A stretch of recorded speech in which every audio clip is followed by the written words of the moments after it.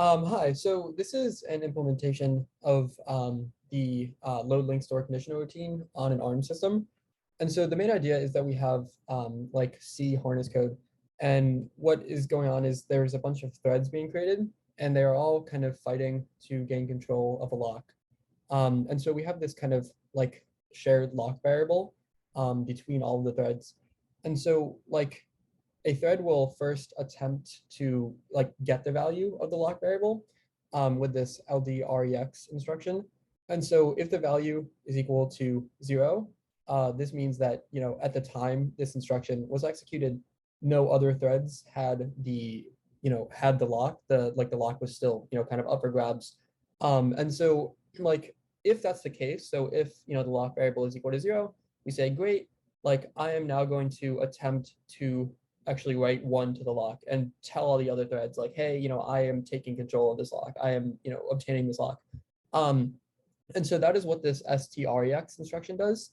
We basically attempt to write a value of 1 to the lock. And so if this instruction succeeds, great, like, we can move forward and kind of enter the critical section of code. So, if there are other shared variables that, needed to be modified, here is where we would kind of do that because we now have the lock. And then when we're done doing whatever we need to do in our critical section of code, we're going to write 0 back to the lock and basically tell the other threads like, hey, I'm done doing what I need to do. You guys can now, do whatever you need to like do. And I'm freeing up the lock. So that's kind of what's happening here is like this thread is freeing up the lock. And so if we, that's like kind of best case scenario, we get the lock. However, if when we had initially done this LDREX instruction, if the value of the lock, if we found that it was 1, that means that another thread has the lock.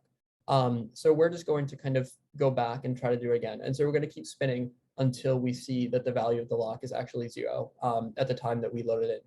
And so then, we get to this strEX instruction. And if the write fails, so if I attempt to write 1 to the lock and that fails, it means that I haven't gotten the lock. And so I'm just gonna kind of, branch again to the try again loop, and we're gonna kind of keep repeating that until eventually, both these succeed and I write to the lock, I obtain the lock, and then I can, do whatever I want and then free out the lock. And so, yeah, the idea is that, you're going to have one thread that kind of wins and the other threads are going to be, the losers, and they're going to be, spinning and continually trying to get the lock. And so we can actually see this working with GDB. It's difficult to do with print statements just because you can't necessarily guarantee the order of print statements in threads that are racing. And we do want, race conditions to happen. So what we can do is we can use GDB. So I'm going to, compile this. So pass in main.c, and then let's pass in the G flag and the pthread flag. And so then, I'm going to run it.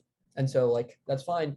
But, we can't see anything happening. So let's open it up with GDB. And so here, what I'm going to do is I'm going to add a breakpoint at the load link routine so that when a thread hits that function, it's going to like stop and we can, have access to everything and see what's going on. So I'm going to press run, and then I'm going to open it up here in, the assembly layout. And so like what we can see is, all right, we've kind of stopped here basically like right before the load and the LDREX instructions. And so if I like switch threads, so if I go like info threads, and let's say I switch to thread 3. So now I'm at thread 3, and I'm going to advance forward an instruction. And so we can see that we've also hit this breakpoint. And so let's check out the threads again. So thread 2 has disappeared. So why is that? So what's happening is that just because thread 3 stepped forward 1 step, that doesn't mean that thread 2 only had to step forward 1 step too. Thread 2 like kind of did its own thing, and it finished up execution, which is why we can't see it here. And so if you actually look at like some of the documentation for GDB, you'll see that so there's the issue where like other threads may execute more than 1 statement while the current thread completes a single step, and we cannot single step all threads in lockstep. However, what we can do is we can lock the scheduler and only allow a single thread to run at one time. So let me kind of like demonstrate that. So I'm just gonna like exit this, and I'm going to do the same thing. And then I'm gonna add a breakpoint at load link routine. And then what I'm gonna do is I'm going to run. So we hit the breakpoint with thread 2, and then I'm going to run this command. So this will kind of have that effect. So we're going to change the scheduler locking mechanism so that like we are only having one thread run at a time. And so this is great because now if I run this and then I enter the assembly code layout, and I can see that I am on thread 2. So now I'm going to switch over to thread 3, and I'm going to go to the next instruction. And so if I go to input threads again, we can see that thread 2 is actually remained there, and it stayed at the exact same place. So now thread 2 and thread 3 are at the exact same place in code.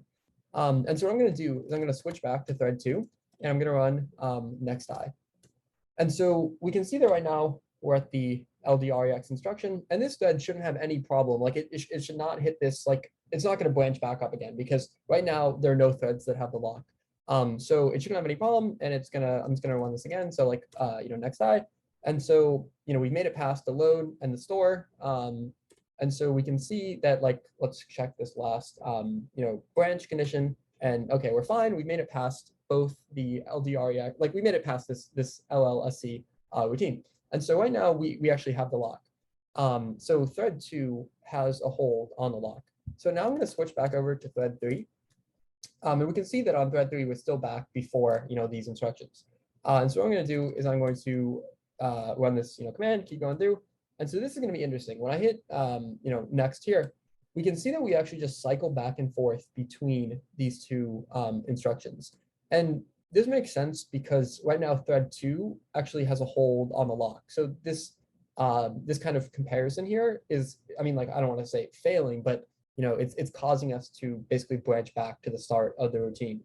And so to kind of demonstrate that this is working, if I go back to thread 2 and I advance by 1, so like this, and so right here, the store instruction, I'm basically writing 0 back to the lock, and I'm saying, hey, like I'm freeing up my lock. So I'm going to do that, and then I'm going to switch back to thread 3, and so now when I run next I, you see that we actually make it past the load RX and the LDREX and the STRX. Yeah, and so now this thread has the lock, and it can do kind of what it wants with it. And so this kind of shows that you're going to get into an endless loop, and you're going to keep kind of spinning and fighting for the lock if another thread has it. And so one other thing I would like to kind of show is that, so right now I'm going to just basically give up the lock on this thread. So here we give up the lock, and I'm going to switch over to thread 4. And so here we're going to basically run until, well, let's see. So we're going to continue to the next breakpoint. And so right now, thread 2 and thread 3, they've given up control of the lock. So thread 4 shouldn't have a problem getting the lock. But the interesting thing here is that right when I hit next and I go to the next instruction, we actually can't like debug these individual things, these individual instructions, because the LDREX and STREX kind of operate as a pair. And it's almost like an atomic instruction. And so this atomic nature is actually like documented in the ARM documentation, and they kind of note that together the LDREX and STREX instructions provide atomic updates. And so it's kind of cool to actually see that in action with GDB. So yeah, I'm just gonna basically like finish this out, and so all threads have finished running. And so yeah, this is kind of a demonstration that shows that these load, link, and store routines are actually doing what we think they are, and they're allowing other threads to communicate with each other, which we can directly see by taking advantage of some of the capabilities of GDB. So here is an interesting kind of application of the load, link, store conditional mechanism that actually demonstrates like how important it is and what can go wrong when you're accessing a shared variable. So before we had this section called the critical section that was left empty and nothing was being done. But now what we're doing is we are adding 5 to this account balance that is 100. And so we're using extended ASM, and we have this like dest variable that corresponds to the account balance, which starts out at 100. So then we kind of have 3 threads that are each adding 5. to our account balance. And notice that we create a barrier. So we make the 3 threads, and then we have a barrier which kind of guarantees that guarantees that we're going to wait for all of those 3 threads to finish before actually moving on in our code. So, and that's important because if we want to print out, what the value of the account balance is at the end, we want to make sure that all 3 threads have finished. So what I'm going to do is I'm going to kind of I'm going to compile this. So, and we'll throw in the vthread flag. And so as we can see, the value of account balance is 115, which is expected because 3 threads, each is adding 5. Let's open this up with GDB and mess with it. So first, I'm going to set a breakpoint, the load routine function. I'm going to run this, and then we're going to have the assembly code layout, also the register layout. And so what we're going to do is I'm in thread 2 right now. And so first we should change the scheduler locking mechanism as discussed before. And I'm going to advance. So thread 2 is not going to have any issue with the LDREX and STREX instructions because it is the only one fighting for the lock right now because the other threads are paused. So I'm going to do that, and then I'm going to add 5 to the R3, to the account balance variable. And so we're not actually storing the result of this addition until later at the end, kind of like over here. So this means that at this point, we have a critical variable that has been modified, but we haven't replaced the lock, so this thread, from its point of view, it's modified the critical variable, and it can still do whatever it wants because we haven't actually stored the value of the lock yet back, and we haven't actually said, hey, other people are free to take the lock. Like it has the lock. So now I'm going to move over to thread 3, and we're going to hit the breakpoint, and then we're going to get to the LDREX command. And as expected, we hit this barrier because thread 2 has the lock. However, I'm going to modify the value in R7.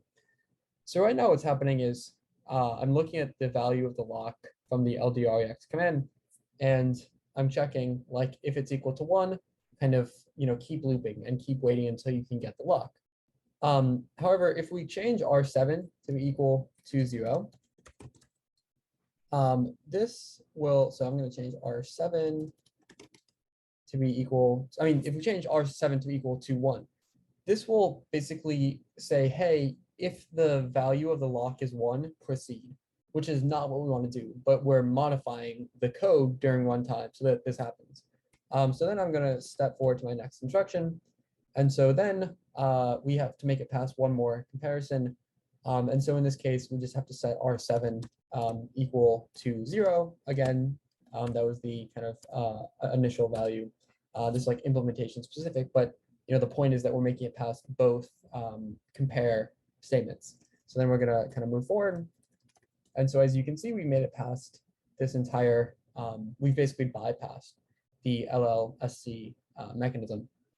And so at this point, thread 3 thinks, hey, great, I have the lock. I'm also going to add 5. But if you look at the value that it's adding 5 to, it's adding 5 to 100, which is problematic because it really should be adding the value of 5 to 105, right? But thread 2 hasn't actually stored the account balance back yet. It hasn't actually updated this shared account balance variable. And so we can kind of see the danger of what happens if 2 threads think that they both have the lock. So let's kind of move forward and add 5. So we're adding 5, and then we're going to just kind of resume all operations as normal, right? So at this point, both threads think that they have the lock, and they're both modifying the shared variable in the critical section of the code at the same time. So then I'm just going to turn off, the locking mechanism. And I'm just going to kind of resume as normal. Thread 4 hits the breakpoint, that's fine.